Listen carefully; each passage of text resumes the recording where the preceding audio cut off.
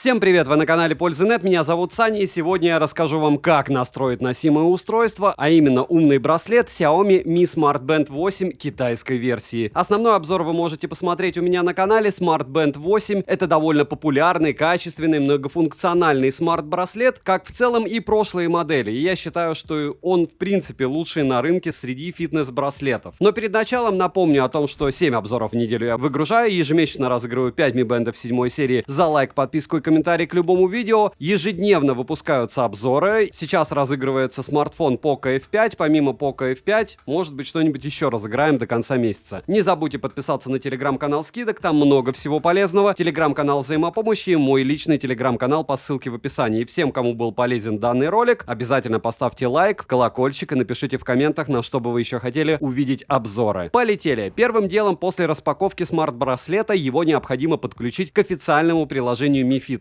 Для начала рассмотрим вариант с подключением к Android смартфону. Для этого берем смарт-браслет, подкидываем его к зарядному устройству для того, чтобы он включился. Отмечу, что лучше его сразу зарядить до 100%. Далее выбираем язык устройства. В китайской версии доступны только китайский и английский языки. И сразу отмечу, на момент выхода ролика прошивка смарт-браслета работает некорректной. У меня английский язык никаким образом завести не получилось, только китайский. Сканируем QR-код на браслете для того, чтобы скачать приложение. Также QR-код есть в краткой инструкции, которая имеется в комплекте. Или можем скачать просто приложение с Google Play. Далее заходим в приложение, соглашаемся с условиями пользователя, выбираем регион. В нашем случае это Китай, а если у вас уже на руках глобальная версия смарт-браслета, то можно свободно выбирать регион России. Но на момент выхода этого ролика глобалки все еще нет, и это эпичный фейл. Во время создания аккаунта необходимо будет указать год рождения, пол, возраст и вес. Желательно все это сделать актуальным. Почему? Потому что устройство будет все равно сравнивать средние показатели с вашими и будет давать рекомендации. После чего необходимо совершить сопряжение смарт-браслета со смартфоном. Переходим во вкладку устройства и нажимаем на иконку с записью «Добавить устройство». Далее даем все разрешения приложению, после чего первым делом необходимо установить обновление для смарт-браслета, конечно же, если оно есть. Также отмечу, что можно проверить, все ли разрешения вы предоставили приложению. Для этого переходим во вкладку «Профиль» и нажимаем пункт «Требует разрешения». В открытой странице видны все разрешения. На этом в целом все в плане подключения смарт-браслета к Android-устройству мы закончили. Далее, с iOS смартфонами дела обстоят практически так же. Устанавливаем приложение Mi Fitness, заходим в аккаунт, выбираем регион Китай для китайской версии смарт-браслета, предоставляем все разрешения, которые потребуются приложению, и на этом этапе можно спокойно уже пользоваться смарт-браслетом. Но отмечу, что функции Bluetooth кнопки для удаленной фотосъемки в паре с iOS-устройствами, айфонами нет, а также полноценно настроить уведомления и вызовы не получится. Да, они будут приходить из различных соцсетей и не только. Также будет возможность сбрасывать вызов, но включить или выключить уведомления можно будет только в приложении, которые предоставлены в списке. Только китайские приложения, которые для нас вообще никак не актуальны. Теперь перейдем к настройкам функций смарт-браслета. Удобнее это сделать через смартфон. Я буду показывать настройку в Android-телефоне. В приложении есть 4 основные вкладки, такие как «Здоровье», в которой можно просматривать весь мониторинг здоровья. Вторая вкладка предназначена для тренировок. Третья — это устройство. И последнее — это профиль. В профиле можно настроить привычки и, к примеру, отход ко сну, произвести перенос информации из приложения Zepp Live или включить создание резервных копий данных о тренировках. Во вкладке устройства мы можем настроить полноценно сам фитнес-браслет. В настройках Smart Band 8 можно выбрать режим, к примеру, режим браслета, режим капсулы или режим подвески. Если вы не покупали дополнительные крепления, то для вас актуален только режим браслета. Чтобы установить циферблат, заходим в магазин с циферблатами, выбираем тот, который вам больше понравился, и нажимаем «Установить». А чтобы создать свой циферблат с любой картинки, которая есть у вас на смартфоне, нужно перейти к настройкам циферблата, а также настроить циферблат под свои предпочтения. Даже слайд-шоу из 8 картинок можете завести. Далее настраиваем уведомления для удобства. Можно включить функцию включения экрана, когда приходит уведомление, или включить функцию, при которой уведомления будут приходить на смарт-браслет только если экран смартфона заблокирован. В настройках входящих вызовов есть включение-выключение вибрации, ответ на вызов сообщением. Можно добавить свой быстрый ответ. Также можно настроить задержку вызова. Вибрацию можно отдельно настроить, к примеру, для вызова, событий, уведомлений и так далее. А для того, чтобы создать кастомную вибрацию, нужно зайти в настройки вибрации, выбрать нужный пункт и нажать «Добавить». Затем нажатиями на экран смартфона вы создаете свою фирменную вибрацию. Что касается мониторинга здоровья, автоматическое измерение различных показателей быстрее высаживает заряд аккумулятора. Вы должны об этом помнить. Так что, если вы хотите, чтобы смарт-браслет жил дольше, и вы понимаете, что вам, к примеру, не нужно нужен круглосуточный мониторинг уровня стресса, то ставьте настройки такие, какие они были изначально. В другом случае можно включить автоматическое измерение пульса, оповещение о высоком и низком пульсе, о нерегулярном сердцебиении. Но напоминаю, что это не медприбор, медицинский прибор — это совсем другая история, и стоимость у нее другая. Автоматическое измерение уровня кислорода в крови, мониторинг сна, оценку дыхания во время сна. Также можно настроить статистику с оповещениями о достижениях, включить-выключить напоминания, которые работают по расписанию о необходимости размяться. Будильников можно завести до 10 штук с настройкой повторов и функций смарт-пробуждения за 10 минут до сигнала будильника. Чтобы завести напоминание на смарт-браслет, необходимо добавить событие, указать дату и выбрать тип повтора. Отображение погоды на смарт-браслете также очень удобная функция. Для этого необходимо в приложении добавить вручную ваше текущее местоположение. Что касается Bluetooth-кнопки для удаленной фотосъемки, здесь тоже все просто. Нажимаем на пункт камера и производим Bluetooth-соединение. Виджеты — неотъемлемая часть носимых устройств. В данной модели мы можем добавить виджет с 2 секциями или с одной. Перетаскивая виджеты, можно менять их порядок, а также можно сортировать приложение меню на смарт-браслете. Далее, режим «Не беспокоить» синхронизируется с этим же режимом на вашем смартфоне. Исходя из этого, как настроен режим «Не беспокоить» на смарте, так он и будет работать на смарт-браслете. Последнее — это установка пароля для блокировки смарт-браслета. Актуально это для людей, которые не хотят, чтобы кто-то случайно прочитал их уведомления, а также для работы NFC-модуля. Но в китайской версии для России NFC-модуль бесполезен. Далее, последнее, что мы рассмотрим, эти функции настройки, которые доступны на смарт-браслете. К примеру, настраиваем время отключения экрана от 5 секунд до 5 минут. Я всегда выбираю 30 секунд, так как для меня так удобнее. Далее можем включать функцию автояркости или вручную настроить яркость, которая будет комфортна именно для вас всегда. Хоть и автояркость на данной прошивке работает не совсем корректно, я все равно советую включить данную функцию. Функцию для включения экрана при повороте запястья можно настроить по расписанию, но учтите, что с включенным Always On Display экран не будет загораться при поднятии руки. К слову о Always On Display. Стиль AODA зависит от циферблата. Настроить его работу можно также по расписанию или включить умный режим. Чтобы включить функцию, при которой экран выключается накрытием, необходимо спуститься в самый конец настроек экрана. Чтобы настроить тренировку, необходимо выбрать вам нужный вид тренировки и нажать на значок для настроек. Там есть возможность настроить цель, автоматическую паузу, напоминаний не только. Не забудьте подписаться на телеграм-канал скидок взаимопомощи и мой личный телеграм-канал. Где купить данный браслет, можете посмотреть в описании, хотя если вы смотрите настройку, наверное, вам актуально именно это. Если есть какие-то вопросы, пишем в комментах, постараюсь здесь ответить, либо лучше пишите в телеграм-канал взаимопомощи. В принципе, все просто, это лучший браслет на рынке. Большинство функций в данной модели настраиваются после первичного подключения. Советую полноценно настроить все функции под себя, так как это может положительно сказаться на время автономной работы и не только. Надеюсь, данная инструкция по настройке была вам чем-то полезна. Девайс от меня однозначное да. Добра и удачи вам, дорогие друзья.